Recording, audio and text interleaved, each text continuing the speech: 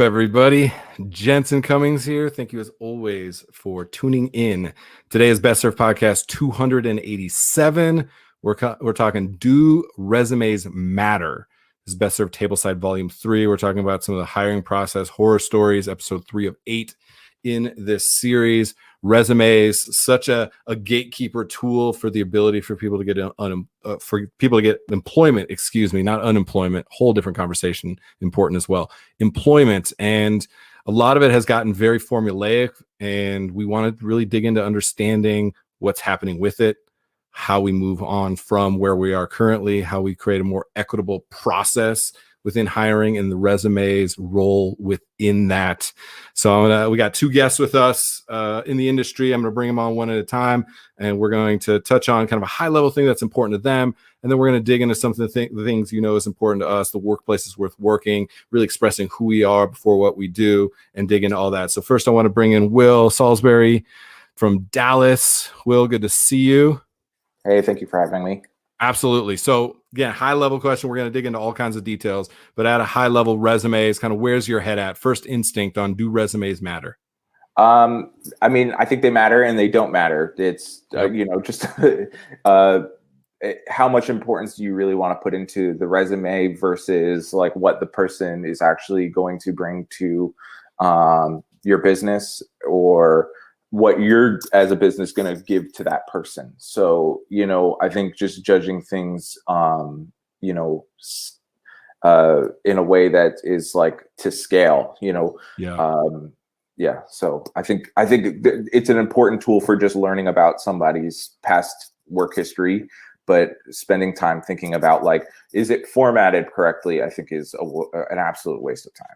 Yes. And I got to totally tell on myself there. When you get in the system, when you get in the game and you're looking at all these resumes, you start to come up with these clever things that you think are hacks to save you time as, the hiring chef or whatever, the owner.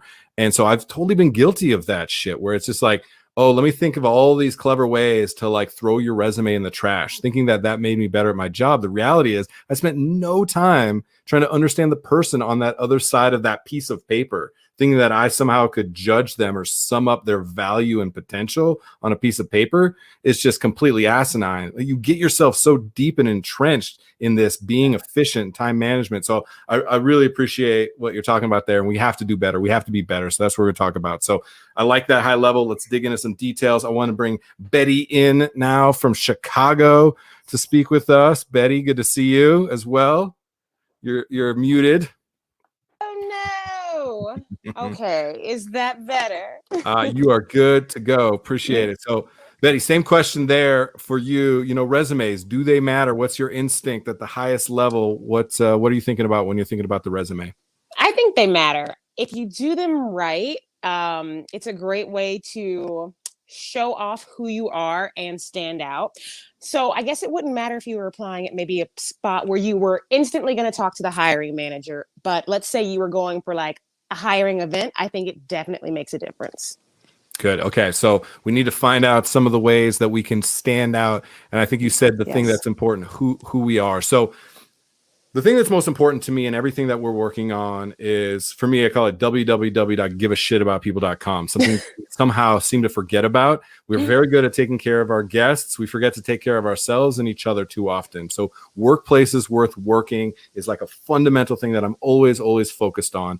And finding the right people is absolutely important. This piece of paper as the linchpin in that happening, I want to really understand and evaluate that. So we're going to dig into that through this. And the first place that I go, Betty, you said it, is who we are. We have to really start to communicate who we are. And what I've recognized, and I'm sure the two of you have seen it as well, it's become so formulaic where we said, don't do this, formulate like this, don't do this, put your thing here, spell this like this, make sure that's formatted like this, only put it one page. All of these different things, they may or may not be true. But we've put so much anxiety on people that basically everybody's resume looks exactly the same. And nobody has the ability to stand out. And if you do, hell, we're made fun of for doing something different. Like, look at this person trying to tell me a story. Look at this person putting a headshot on their resume. Look at this person doing something different. Who do they think they are? And then we want people to be creative and be empowered parts of our teams, yet we're not willing to allow them to do anything outside of what's allowed in this 8.5 by 11 piece of paper.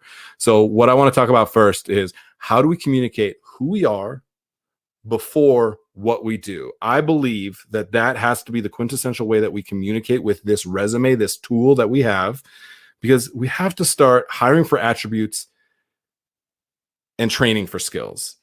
And we keep flipping the script on that. When I ask people, and I ask hundreds and hundreds of people, what do you admire in a good coworker? What would you like about Betty and about Will when you work with them? And people are like, they're a team player, they're hardworking, they're punctual, they're dedicated, right? They're teachable. Awesome. Then I ask people, and the same people will tell me the opposite answer. I was like, what do you base pay and promotions on? They're like, the ROI, how much money they make, how efficient they are, how well they manage their time. So I was like, so wait, you hold on a pedestal attributes, yet you show people every single time on the resume, wherever it is, that the only thing that matters is the transactional nature of what you bring to the business, not who you are. So thank you for that rant. That felt, I felt like I needed to get that out. So Betty, I want to come back to you first to talk about that. How are you seeing a resume? Where do you want to see people first be able to communicate who they are before what they do? Is there that opportunity? Where do you see that opportunity? Personally, what I like to do is I do create a cover letter, but if you don't do a cover letter, what I like to do is just to have a little, what am I thinking? Like an objective essentially, Yep. but it has so what I do is I put my own attributes. So I'll put like, works well under pressure, energetic, has great wine knowledge, like just little blips in a tiny little paragraph right before the resume. So I think that gives people a better insight of who I am. Yeah.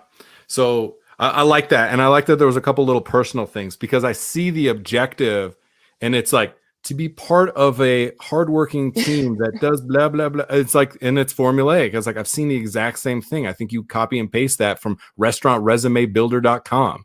And so I think the being as personal and true to how you interact in that space, super important. Okay. I like that. At the highest level, focus on the objective being personal, unique to you, that nobody else can copy and paste that. It has to be authentically you. So Will, I want to come to you. Same question.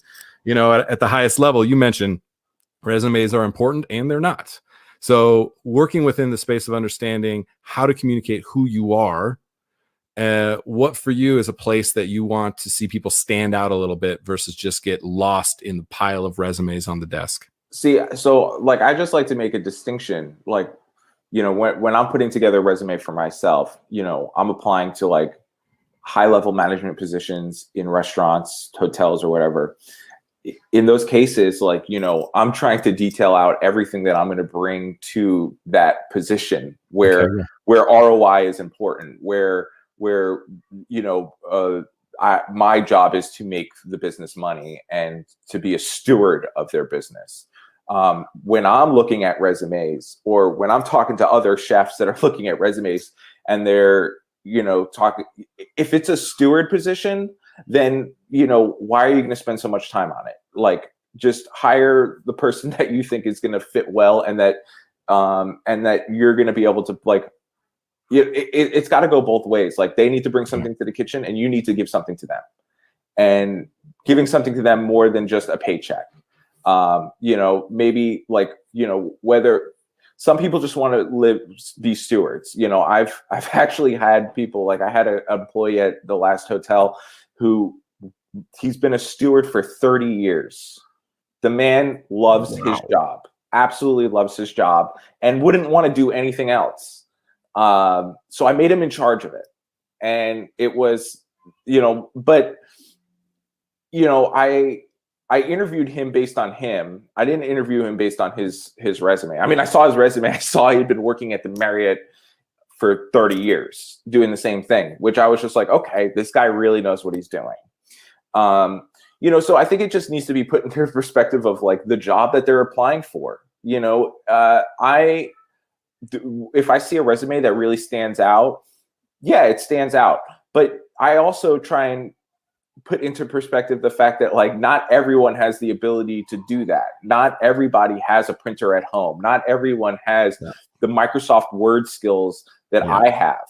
There's different levels that, everyone comes from somewhere else. And you know, maybe that person that doesn't know how to put together a great resume might be an amazing cook. Or even if they're not an amazing cook, they might just be an amazing person, someone that I want to have in the kitchen. Yeah. Regardless of whether or not, you know, I could teach anyone to cook in a restaurant. That's the easiest part. It's whether or not you can get along with everyone, do your job, and you know, and work professionally with people and have fun doing it. That's, you know, those are the harder things. Those are the things that you can't really just teach somebody. I can teach anyone to make an omelet, but I can't teach anyone to just be a good person. Understood. I want to stay with you for one moment because you mentioned something I think is important. The tenure, 30 years, unbelievable. One of the top things when I ask people on the hiring side, you know, what you're looking for is that job history is super important. You know, there's always like, I don't want the person who's been at a place for 6 months, has gaps, all these things. You hear about those. And then simultaneously, you hear about restaurants with like very toxic culture. And sometimes I'm like, if you left a job after 3 months, and I know that that restaurant has a toxic culture, I might look at you in a higher regard because you have a short term that you value yourself more. So it's interesting. Just longer doesn't necessarily tell you the whole picture.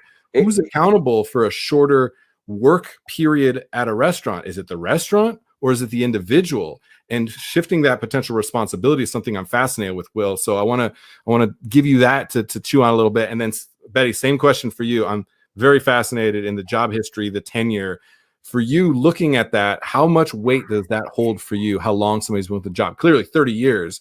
But talk to me more about the 6 months here, 9 months, you know, those kind of things. Where does your head go? It took me a long time to value myself enough to not be willing to suffer in the hands of my employers. You know, every cook that comes up in the kitchens, you know, it's that whole like Anthony Bourdain mentality of like, if I'm not suffering, if I'm not a victim, then I'm not doing something correctly. And, you know, I really want, you know, everything that I try and do with any kitchen that I have anything to do with, I try and flip that completely, because I don't want people to feel like they have to be victims. I don't want people to feel like they have to be suffering in order to be learning. You know, people should feel comfortable. People should go to their job happy to go to work, not worried what chef gonna do today, you know? And I think, you know, when you do, and you know, you see it. Listen, I came out of John Besh's restaurants in New Orleans. We all know what those places, we all heard what that was like working for those restaurants. They were terrible. And, you know, a lot of people stuck around in a lot of toxic situations, and it was because of, you know, what's going to be on your resume, you know? So when I see it, does it look like a red flag? Absolutely. But I do also try and look a little bit deeper, and I'll also give somebody a shot. Like I'll talk to them for sure. Like it's not going to be like oh no, I'm not even going to like call this person. Like I'll call everybody, you know, like especially now, like, you know, or before COVID when it was so hard to find cooks, you know, you call everybody, but you know, and you talk to them about it, like, and I'll just be straight, like, why did you move from job to job? Tell me the real deal. Was it terrible working there? Was he a jerk? Like, and you know, sometimes they'll be honest. And you know, listen, if you're jumping job to job because you're trying to get, you know, a 50-cent raise here and there, you know, that's a whole nother conversation about equity and pay in the industry. And it's also something else that I understand completely, because, you know, working in restaurants and working as a cook, as a young cook, and having these, you know, I call it the carrot being dangled in front of the donkey, you know, where it's just like you're being promised promotions and raises really just to keep you showing up every day. And eventually you get sick of it and you're like, you know what, I'm out of here and I'm going to go somewhere else so that I can, you know. So it's like, is the jump because of a move to like move up because they wanted to earn more money because they need to support themselves, or they're getting a better job? Is it like a jump up for job position, like going from chef de partie or cook to sous chef or junior sous chef or whatever? Or is it just like, is he just one of those like line cooks that goes from opening restaurant to opening restaurant to opening restaurant, demands $18 an hour, and then quits after like 3 months? Yeah, it makes sense. Well, definitely what I hear you saying is like there's two things. One is the communication. You have to ask questions and the shifting of responsibilities, right? You mentioned that you're flipping the script. I mentioned whose responsibility is it for a short tenure, and you have to dig into the why of it. And there needs to be more transparent and open and safe communications, because also if somebody says, tell me about why you left this job, and they're going to blast the chef, well, then you as the chef are like, wait a minute, is he just going to talk shit about me when he goes to the next place? Like, so there has not been actual open communication. So I really appreciate that. We want to dig into that a little bit more. And Betty, I want to come to you with kind of the same question with that tenure. You know, have you put yourself or seen people that have put themselves in a position where they stay somewhere for a year because they recognize that it's a vulnerability to leave after, say, 3 months, yet they knew after 3 days that this wasn't right for them? Like, have you ever seen those scenarios play out? I'm interested in your perspective there.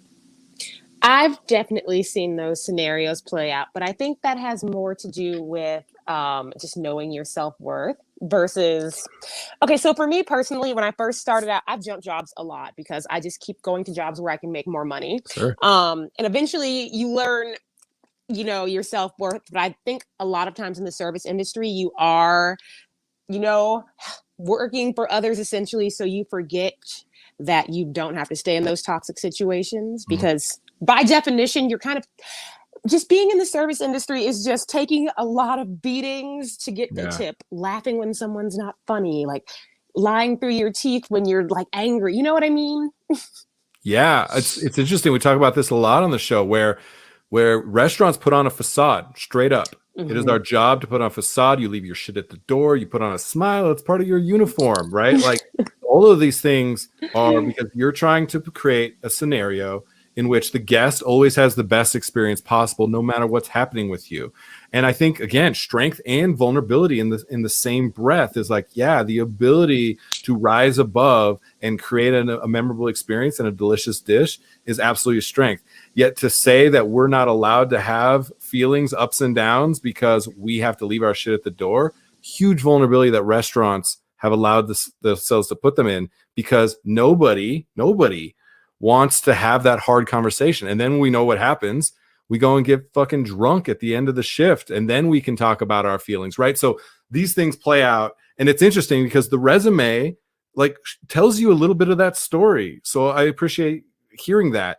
For you, Betty, when you're looking at, you know, your own resume, have you found then that you're not putting certain places on because you don't want to show the fact that you have jumped around? Like, how do you navigate that when you're actually building your own resume?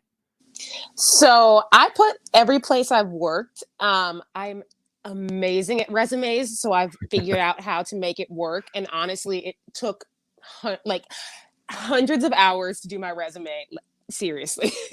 But basically, what I do is I do an accomplishment-based resume. So no matter where I worked, I'm a good employee. There's something I've accomplished. So for example, when I worked at Hooters, oh God, it was fun. It was a fun place. So I do accomplishment-based bullet points on mine. And one of the things I said was train 10 new employees to consistently adhere to policies and perform duties. So even though I hated Hooters, I still did good things there. I can still put that on the resume, you know? Does that make sense? I like what you just did there. There was specifics. Yes. 10 that's people.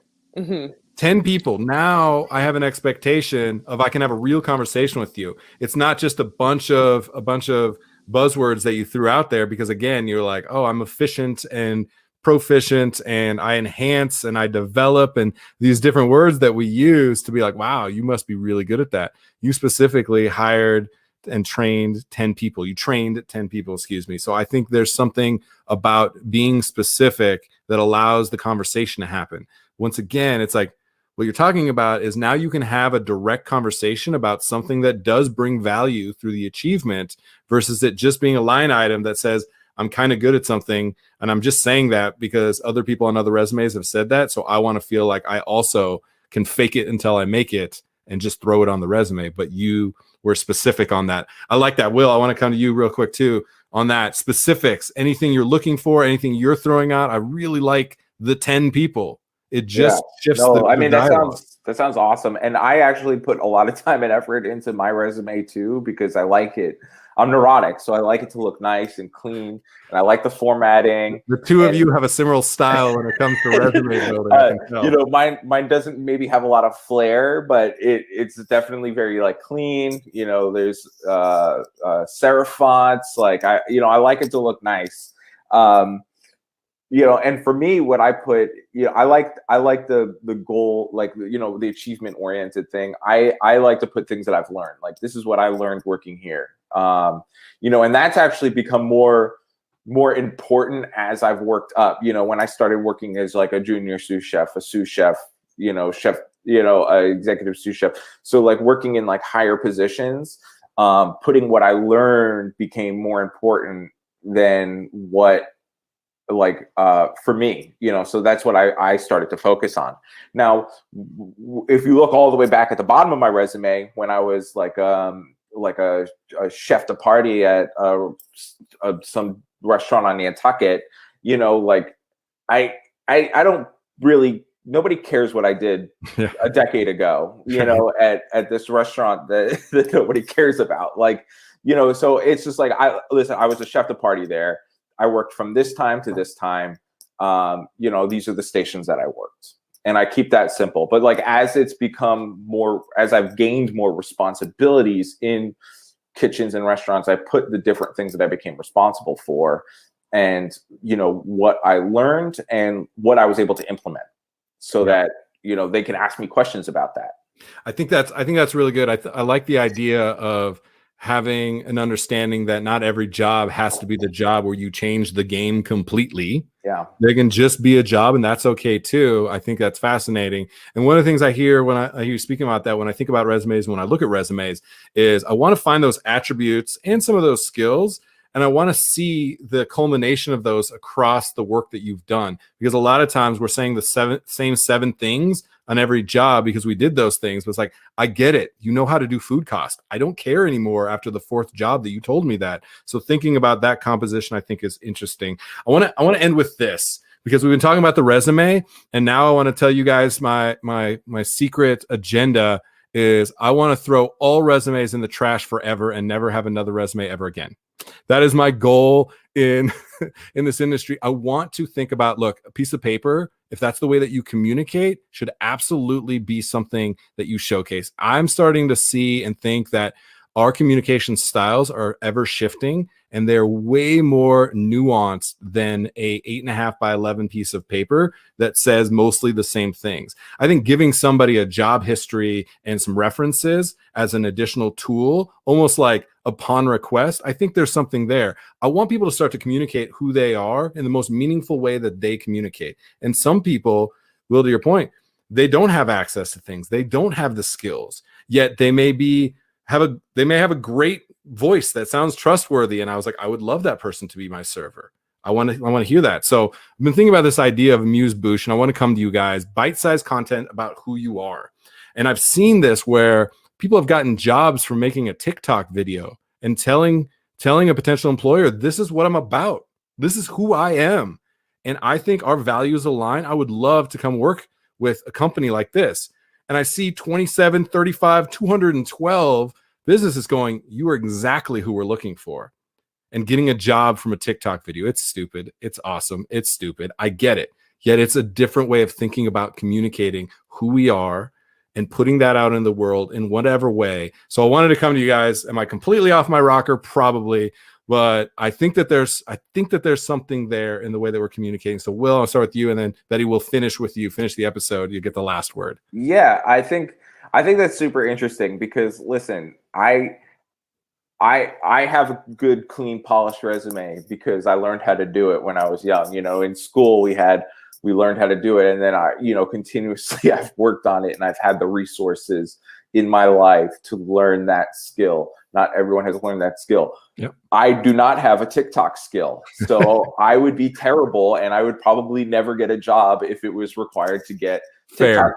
But I think having like a diverse way of doing it that kind of is able to, anybody can show they have skills and that they have something to bring to the table, whether it is skills or whether it's just personality or, you know, just like who they are as a person. So I think maybe diversifying the ways in which people are able to communicate that is super. I think that would be incredibly beneficial to our industry. Yeah. And Will, what you're talking about is playing to the strengths that you have, the way that you communicate. We Best Served talk about watch, listen, and read. We're trying to put everything in, like, are you compelled by visual, by the video? Are you compelled by audio and podcast, and you consume, you know, information and inspiration and content that way? Or do you like reading articles and books? Are you on Audible? Like, where are you communicating? How are you communicating? I think we need to start to think about that. And to your point, like, you're really good with the written word. Like, that feels comfortable for you. You've trained in it. It's kind of a way that you communicate, you know. And I want a quick shout out, like, get in the comments, everybody, and link to the article that'll be in here, because Sophie Breaker, who's behind the scenes now, you don't see her. She runs everything that Best Served does, right? I just get to come up here and flail my arms around and speak, but Sophie Breaker runs everything. And including our blog, Best Served Read. That's a cool platform. Will's going to write a couple articles for that, where we're sharing more voices. And when we started talking about this episode specifically, and I went on my rants about resumes, Sophie asked me sheepishly, what did you think of my resume? And I had to think for a second. I was like, I never looked at your resume. You know what I looked at? The blog you wrote, that you left the little, like, link to it in the bottom. She didn't even remember that there was a link in her signature to her blog. And I read 2 blog posts about her going to bakeries. I was like, this is the person that I want to be a part of what we're doing, because this is the person who has so much passion and care for pastries and for the industry and for the written word. That's who I want to run this show. And so we recognize that Sophie wrote an article about it, and I want you guys to read it, because the resume did not matter. She's a writer. She spoke her truth. She communicated in the way she communicated. And now she has a job and she runs this little show. And I think it's important. So, and I can see her behind the scenes. She's very embarrassed right now. But I wanted to give her a shout out. So Betty, I want to finish with you. How we communicate. Is there opportunity for finding different ways to communicate who you are, and thinking about content in the way that we're consuming today? Kind of, where does your head go? And again, you can tell me I'm completely off base and crazy. I'm used to that. So what do you think? Well, it's always good to be crazy, because you don't want to be boring. But that being said, I don't think that's completely outlandish. I do think it'll take time. But there are movements towards understanding that there are different types of intelligence now, as opposed to just being smart or stupid. So you have your, like, kinesthetic knowledge, people who are good with, like, their body. You have interpersonal intelligence, you know, linguistic intelligence. So that being said, if science is starting to understand that, I don't see why it would be so crazy to move towards different formats for hiring people. You really do want to see the person, as opposed to, you know, just a piece of paper. Oh, linguistic. Yes, I love it. Different styles of communicating, different styles of learning, different styles of intelligence. I absolutely, there's so much more depth. And I think being, you know, Will and I being chefs, that's not one thing. That's not monochromatic. We're not one thing, right? We're not monolithic. Sometimes we feel like we are. We're not. Server doesn't just have to be bubbly and always put a smile on. You can be nuanced. So I really appreciate both of you. Great conversation. Really appreciate that. I think for all 3 of us, more to come for sure. I like the way that both of you are thinking. We need more deep thinkers in the industry. We need to make that okay. We need to put that on a pedestal. And so that's what I really focused on with this. So Will Salisbury down in Dallas, thanks for being on. Yeah, thank you for having me. I appreciate it.